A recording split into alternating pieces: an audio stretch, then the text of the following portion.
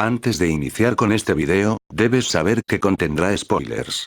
Si ya te viste la película por televisión, y los anteriores dos análisis, podrás entender el que haremos. También te recuerdo que si te gusta el cine y descubrir sus secretos, puedes visitar también el canal principal cuyo link estará en la descripción. Procura suscribirte allá, y estar pendiente de la sección de comunidad. Ahí, estaremos subiendo fotocapturas profundizando mensajes ocultos descifrados por la audiencia, de las películas que ya hemos revisado. Es decir, que en esa sección, encontrarás secretos, que no fueron revelados en los videos. Ahora sí, comencemos a desglosar la tercera fase del universo disneyficado de Marvel. Capitán América, Guerra Civil, es una película de los hermanos Russo, y data del año 2016. Lo sustancial de la trama comienza en Lagos, Nigeria. Ahí, los Vengadores sabotean los planes de Ramlow, un ex soldado de S.H.I.E.L.D., pero que también obedecía las órdenes de Hydra. Pero logrando el objetivo de neutralizar al villano, se presentan daños colaterales que cobran las vidas de muchos africanos.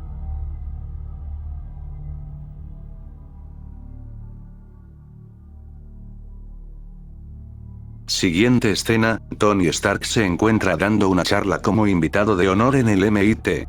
Ahí les muestra a todos un costosísimo proyecto terapéutico, basado en proyecciones holográficas oriundas del hipocampo, en busca de anular recuerdos traumáticos. En su caso, el día que por última vez vio a sus padres con vida, antes de fallecer en un accidente de tránsito. Además, y de forma altruista, Stark hace un donativo millonario a los proyectos de innovación tecnológica. El punto no tan cómodo aquí, es que vemos que al momento que el teleprompter sigue con un agradecimiento a Pepper Potts, él se conmueve, y termina de otra forma la intervención. Más tarde nos enteraremos que Tony se está dando un tiempo con su novia. Algo pasa entre ellos, que ella parece no validar la relación. Esto es muy diciente, pues vemos que el complicado y costoso método terapéutico de Stark, resulta ser una forma muy tecnológica de mostrarnos que el personaje ha estado en mucha introspección. Y que la novia se separe de él, en estos momentos de autoobservación, y de ofrecimientos dadivosos a los demás, significa, que ella se desvincula de él, cuando está resolviendo problemas internos, y ayudando a los demás con eso que descubre. Como una incompatibilidad de la naturaleza femenina, con procesos de autoconocimiento masculino. Pero esto no será usado en la trama para despertar a Tony a una realidad solipsista de la presidenta de Industrias Stark. Más bien, será utilizado para generar en el personaje, un anhelo insatisfecho de validación externa, que lo hará cada vez más sensible a los sentimientos de culpa. En el pasillo del edificio, ya de salida, Tony se encuentra con una señora afrodescendiente que lo acusa por la muerte de su hijo durante los eventos acaecidos en Sokovia. Recordemos que Sokovia fue destruida por los planes de Ultron. Una creación de Tony Stark. Ross, el secretario de Estado, reúne a todos los Vengadores en el cuartel general. Ahí manifiesta que a pesar que la humanidad tenga una deuda impagable con ellos, no dejan de ser peligrosos. Les hace recorderis de todos los daños colaterales ocurridos por sus intervenciones en el mundo. Dado que llevan 4 años actuando con un poder ilimitado y sin supervisión, la solución que encuentran a la mano los gobiernos para controlar la situación, es obligar a los Vengadores a firmar los pactos de Sokovia. De tal forma que dejarán de ser una organización privada, y actuarán bajo la supervisión de un comité de las Naciones Unidas. Siempre y cuando el comité lo estime necesario. Mientras Ross da la charla, el capitán mira a Tony Stark, el cual guarda silencio, como otorgando razón a la propuesta internacional. En una escena siguiente se da este plano. El Capitán América leyendo los acuerdos. Detrás de él, a su derecha, Máquina de Guerra, argumentando a favor del tratado. Y a la izquierda de Rogers, Sam, alegando en contra de ser controlados por unos acuerdos. Esto se irá elaborando más. Visión, el cual en un análisis anterior quedó muy claro lo que representa, teoriza que la fuerza de los Vengadores invita al desafío. El desafío insta al conflicto, y posteriormente al desastre. Algo como decir, que a una fuerza que se aplica, se le opondrá una fuerza opuesta de igual intensidad. Y es posible que filosóficamente, Visión tenga mucha razón.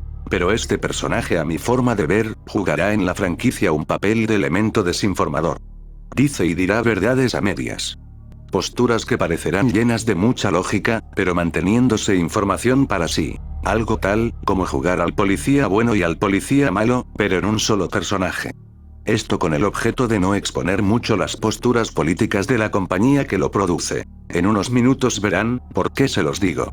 Después de la retahíla persuasiva, Visión, sin comprometerse mucho, manifiesta que ser supervisados es una opción que deben considerar. Es decir, y como vimos en el análisis pasado, el dios transhumanista y ginocentrista, promotor de los aspectos de Lilith en la mujer empoderada, apoya la idea que los Vengadores sean controlados por un gobierno mundial. Tony Stark se levanta del sofá, y en la cocina, expone a todos el por qué deben ser controlados. Trata de contagiar a todos con la culpa que a él lo invade, después de saber que el hijo de la señora del pasillo, un muchacho afrodescendiente licenciado ingeniero informático, de buenas notas e intenciones caritativas, murió como daño colateral durante la toma de Sokovia. Creo que sobra explicar, de cuáles son las memorias históricas raciales que buscan estimular en el espectador con esta escena. Lo importante aquí, es que ya determinándose la posición de Stark sobre los tratados, Visión decide mantener silencio. Como a sabiendas que apoyar el tratado, ya no requiere de más compromiso de su parte. El Capitán América contraargumenta, diciendo que al aprobar los acuerdos, ellos ya no podrán decidir. Sostiene que las Naciones Unidas es dirigida por personas con planes ocultos, y esos planes cambian. Esto se escuchará demasiado sensato. E incluso, algo conspiranoico por parte de Steve. Como si quisieran que se oyera muy libertario. Pero recordemos, lo que este personaje no se cansa de repetir en Capitán América el Soldado del Invierno. A tu izquierda.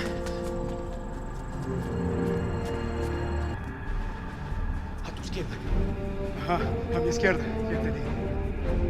Más tarde podremos apreciar, el cómo este elemento, adquiere también cualidades de desinformador. Como un superhéroe vendido como promotor de libertad. Pero que en realidad, resulta ser el caballo de Troya de la agenda política de la saga. Ahora verán, por qué se los digo. La agente Carter fallece, y Steve triste va a su funeral. Ahí se entera que Sharon, una espía de S.H.I.E.L.D., resultaba ser la sobrina de la militar. En las palabras emitidas por la susodicha, Steve refuerza su posición obstinada de estar en contra de firmar los acuerdos. Es decir, que por el discurso dado por una mujer, rememorando a otra como símbolo feminista, es que el Capitán América reafirma su posición, de supuestamente no estar con el orden mundial. Y digo supuestamente, pues recuerden que expondremos cómo este personaje será un caballo de Troya para las ideologías que Disney quiere subconscientemente implantar. Al punto, que adaptándose y aprovechándose de leyendas urbanas conspirativas, insinuarán, que estar del lado del protagonista de la película, es estar a favor de la libertad. Y mucho ojo con esto. Lo que descifraremos, no significa que yo esté a favor de pactos con la ONU. Pero la película, quizás con algunos permisos elitistas, se da el lujo de ensombrecer un poco a las Naciones Unidas, para que el espectador caiga en la trampa instalada. Ahora verán. Se da la reunión de las Naciones Unidas en Viena, y los Vengadores incluidos en el acuerdo, envían como representante a aquella más afín a las formalidades. Se da un atentado cerca al edificio, donde resulta muerto el rey Chaka de Wakanda. Vemos aquí entonces, más remembranzas históricas raciales. Lo interesante, es que los medios de comunicación, de inmediato achacan el atentado con el Soldado del Invierno. Y al Soldado del Invierno, lo asocian a la facción nazi llamada Hydra. Pero al comienzo y transcurrir del film, confirmaremos que Bucky Barnes, después de ser controlado mentalmente por los alemanes, siguió siendo manejado por los soviéticos. Es decir, que por conveniencias subliminales de guión, los medios de comunicación de la película, asocian el asesinato del rey africano con el partido nazi. No con el comunismo de la Unión Soviética. Esto debido a que al neomarxismo cultural imperante, no le conviene mucho equiparar al comunismo, con los actos racistas, aplicados por los nacionalsocialistas. Casi al final de la historia nos enteraremos que Barnes no tuvo nada que ver con los atentados. El autor material e intelectual de los mismos, resultará ser un hombre de Sokovia, resentido con los Vengadores por los daños de Ultron. Sea como sea, inicialmente por los medios de comunicación dentro del film, y después por la misma trama, la agresión interracial será achacada al hombre caucásico. Si es Barnes, sería a los nazis. Y si es por el barón Simo, sería al hombre solitario que queda sin familia. Ambos, lobos solitarios. ¿Perciben el discurso demócrata? Claro está, que cuando Roger se desvive por recuperar a Barnes, entre líneas, el subtexto será, Estados Unidos reclutando al guerrillero comunista. O quien quita que esté reclutando una combinación de ambos aspectos pero actualizados. Al nazi, y al comunista. Podría ser, al neomarxista radical. Mientras tanto, Visión nos muestra poco a poco su masculinidad ginocentrista y deconstruida, al servicio de la Bruja Escarlata. El personaje transhumanista, para consolar a Wanda, le dice que los humanos le temen desde su amígdala cerebral. La cual es una zona almendrada localizada en nuestros cerebros, que resulta ser el principal núcleo de emociones y sentimientos. Pero Visión le dice, que por él, ella no debe preocuparse. Dado que su amígdala, es sintética. Esto que dice Visión, es una forma peyorativa de tratar a la masculinidad humana, como básica, instintiva y primitiva. Alegando que el hombre le teme a las capacidades destructivas de la mujer empoderada, por meros impulsos límbicos, y no por dilucidar racionalmente las consecuencias de dicho poder desatado sin límite alguno. Él, como una representación de la tecnología promotora de los aspectos feministas representados en la Bruja Escarlata, y además, como nueva masculinidad, asegura que él no le teme. Pero seguramente, esto es dado a que dentro de este ser, no corre gota de sangre que lo haga empatizar con los de la especie humana. Él no se preocupa por las consecuencias caóticas y degenerativas, que tendrá proteger la brujería de la bruja. Pero cuando Visión manifiesta que su amígdala cerebral es sintética como insinuando superioridad sobre los humanos, es un mensaje que desencriptado, resulta apuntar a otro personaje. Una respuesta involuntaria de su amígdala. Te tienen miedo, no pueden evitarlo. ¿Y tú? Mi amígdala es sintética, así que... Un costosísimo método que pretende secuestrar el hipocampo para anular recuerdos traumáticos. En las primeras escenas de la película, vimos a Tony escarbando su pasado, con intenciones terapéuticas proyectando imágenes oriundas de su hipocampo cerebral. Este hipocampo del que habla Tony, junto a la amígdala cerebral de la que habla Visión, compone 2 de las 7 estructuras cerebrales que forman el sistema límbico. Un área del sistema nervioso central, el cual con emociones, modula los impulsos básicos del cerebro reptiliano. Entonces, cuando Visión habla entre comillas de ellos, refiriéndose al supuesto miedo que experimentan con el empoderamiento femenino representado en los poderes de la bruja, se refiere subliminalmente a la masculinidad representada en Tony Stark. ¿Me captan? La cual, anticipa, prevé, protege, y empatiza con la sociedad. Es decir, que Visión, con esta inofensiva línea, busca implantar en el espectador más joven, una percepción de superioridad evolutiva del transhumano, que no experimente emociones que lo hagan anticipar a los problemas, por sobre el que sí lo hace. Esto implica también, una promoción de nuevas masculinidades deconstruidas, que no tendrán las emociones que los hagan empatizar con su clan, en situaciones generadoras de caos. ¿Y tú qué es lo que quieres? Que los demás te vean como te veo yo. Los humanos son raros. Creen que el orden y el caos son fuerzas opuestas y quieren controlar lo incontrolable. Sin embargo, la conversación se pone más turbia. Escuchemos. ¿Puedes creer que no sé qué es esto? Sé que no es de este mundo, que daba poder al bastón de Loki y que a ti te dio tus poderes, pero... su auténtica naturaleza es un misterio. Sin embargo, forma parte de mí. Sabemos que está hablando de la gema de la mente. Pero entre líneas, está hablando de los poderes mentales manipulatorios femeninos. Por eso, es que Wanda, algo incomodada, guarda un contraído y conveniente silencio. Sigamos escuchando. ¿Tienes miedo de ella? Me gustaría entenderla. Cuanto más la entiendo, menos me controla. Algún día... ¿Quién sabe? A lo mejor la controlo yo a ella.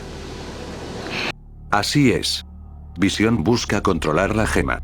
Pero a sabiendas del subtexto en esta conversación, la meta que tiene Visión, es controlar, aquello de donde vienen los poderes de Wanda.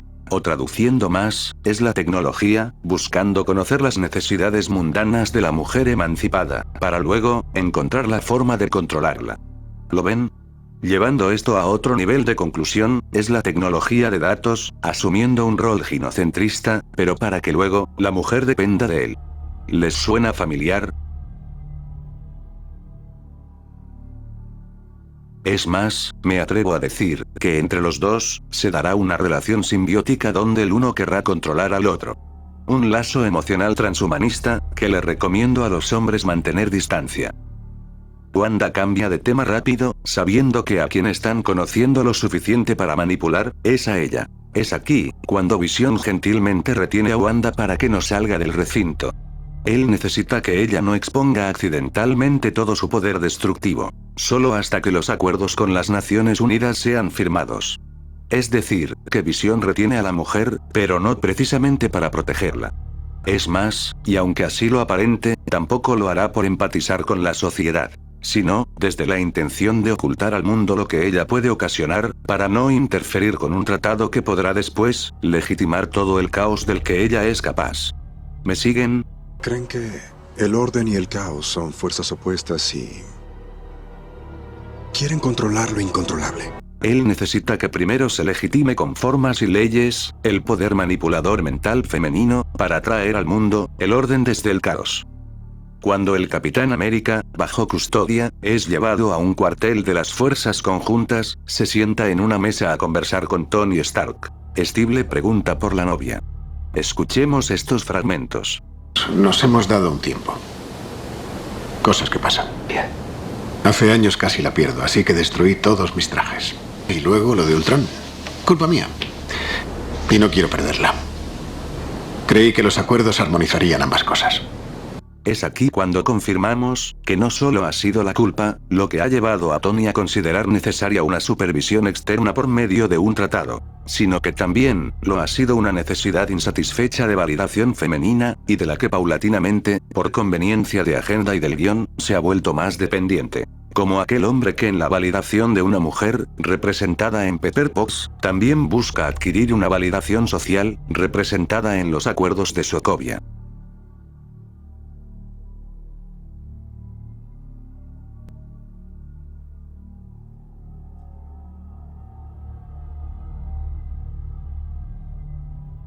Stark trata de convencer a Steve para que firme, pero cuando menciona que Wanda está confinada en las instalaciones, Rogers se desencaja por completo.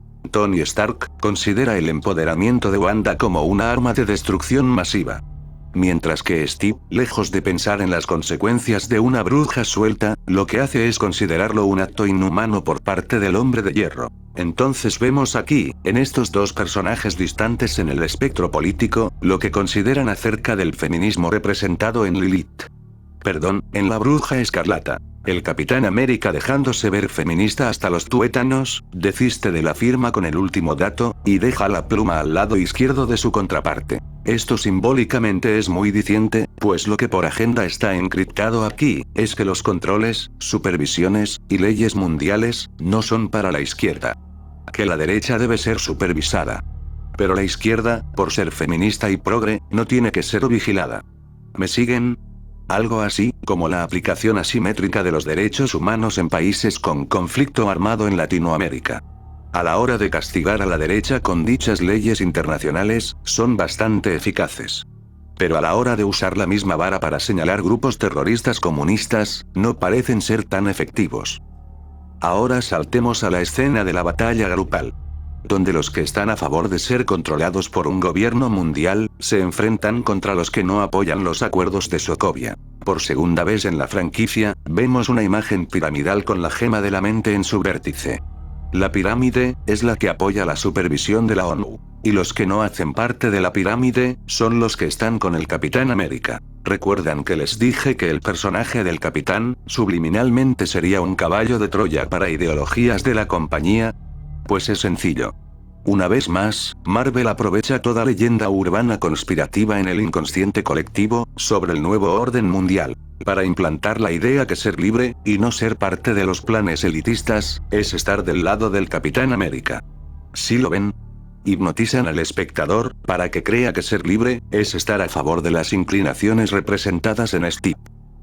Es lo mismo que hacen en la película de Mad Max Furia en el Camino, donde al patriarca, se le asocia con una jerarquía piramidal, que resuene con leyendas urbanas de conspiración. No me malinterpreten. No afirmo ni niego la existencia de esos círculos de poder. Pero debemos entender, y contextualizándonos en las intenciones políticas de cada película, que pueden estar usando estos símbolos para señalar al inconsciente, justo a donde quieren que veas.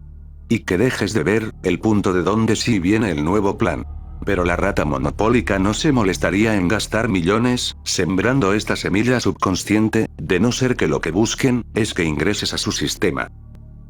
Ahora vayamos a la parte de la historia donde Bucky, el capitán y Stark, en una tregua improvisada, se encuentran en unas instalaciones abandonadas donde neutralizarán a unos supersoldados radicales. Pero lo que descubren, es que todos están muertos, y que el verdadero plan del Barón Zemo, era poner al descubierto lo que Barnes había hecho con los padres de Iron Man. Junto con Tony, y como espectadores, descubrimos que fue el soldado del invierno bajo control mental, quien en otrora, mató a los padres de Stark. Esto extrapolado a la vida real, es como cuando militantes de derecha representados en Tony, rememoran atentados terroristas comunistas en contra de los suyos. Historias de esas abundan en Colombia. Pero también hay que decir, que en sentido contrario, Tony Stark se altera con ganas de matar a Bucky. Pero es Rogers, el Capitán América, el que defiende a Barnes por ser su amigo de infancia. Pero en el subtexto, es el Capitán América, ya representando al aliado feminista y progresista, el que defiende al matón, justificándose en factores externos que lo hacían actuar así. Y por supuesto, esos factores externos achacados a Hydra, una facción nazi que según la historia ortodoxa, era de ultraderecha. Creo que no tan como todo encaja perfectamente con el discurso de izquierda. El cual por estas épocas, trata de justificar al delincuente, diciendo que es delincuente por culpa de las pocas oportunidades ofrecidas por los partidos de derecha. Y en cambio, enlodan al hombre que trabaja y sacrifica. Que empatiza, y anticipa. Esto que sea Tony el que no pueda contener sus emociones contra el asesino de sus padres, es para reforzar el discurso que son las fuerzas políticas simbolizadas en Iron Man, las que actúan desde el sistema límbico. Para acentuar la percepción, que la derecha es la única que se deja llevar por las emociones. Lo mostrarán estresado y neurótico. Mientras que al lado opuesto, cool, graciosos, y exitoso con las mujeres. Como hombres libres, sabemos que tanto derecha como izquierda, resultan ginocentristas. Y por tanto, ambas inclinaciones pueden ser dependientes de esas áreas del cerebro. No solo la derecha. Es más, puede que la izquierda moderna, esté más a expensas de los impulsos límbico-reptilianos. Durante la batalla, Barnes pierde su brazo izquierdo. Pero luego durante la saga, será reemplazado por un brazo mecánico wakandiano. Es decir, que su izquierda dejará de ser comunista, para convertirse en neomarxista. Será un soldado afín a minorías, con las cuales la nueva izquierda buscará destruir a la derecha. Casi al final de la lucha, de forma pictórica queda representada la lucha entre las dos fuerzas políticas representadas en los dos personajes. Una derecha deconstruida, culpabilizada, y dependiente de validación femenina. Versus, una izquierda feminista empoderada, que hace uso de minorías. Rogers termina como vencedor de la contienda. Con el costoso precio de una fragmentación de los Vengadores, que se puede leer, como un país polarizado. Así como está Estados Unidos, o así como está Colombia. Al final, y con un discurso de Steven Bosenoff, una escena donde la película nos muestra a los que quiere vender como oprimidos. Y al Capitán América, como aliado, salvándolos de la opresión.